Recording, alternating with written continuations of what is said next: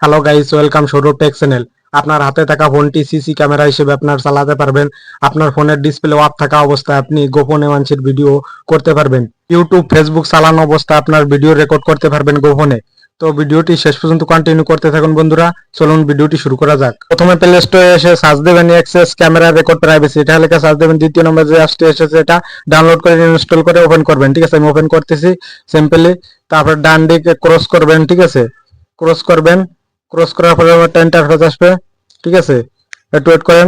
Start the recording এখানে click করবেন। ঠিক আছে, তারপরে এই যে সেটিং আইকন দেখতে পাচ্ছেন এখানে ক্লিক করবেন। ঠিক আছে, এরপর প্রাইভেসি সেটিং এ ক্লিক করবেন। ঠিক আছে, এরকম একটা ইন্টারফেস আসবে।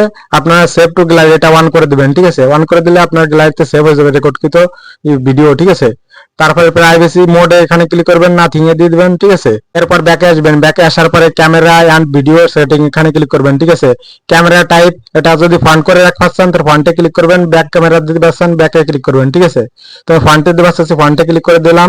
তার রেকর্ড অডিও এটা অন করে দিবেন। ঠিক আছে, তারপর সিম্পলি ব্যাকে চলে আসবেন। ঠিক আছে, ব্যাকে আসার পরে স্টার্ট ক্যামেরাতে ক্লিক করবেন। ঠিক আছে, তার গ্র্যান্ডে ক্লিক করবেন।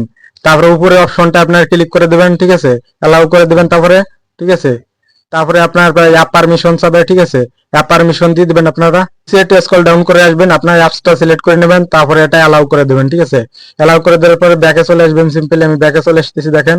তার স্টার্ট ক্যামেরাতে ক্লিক করবেন। ঠিক আছে, স্টার্ট ক্যামেরাতে ক্লিক করলে তারপরে আমার ইন্টারফেস আসবে।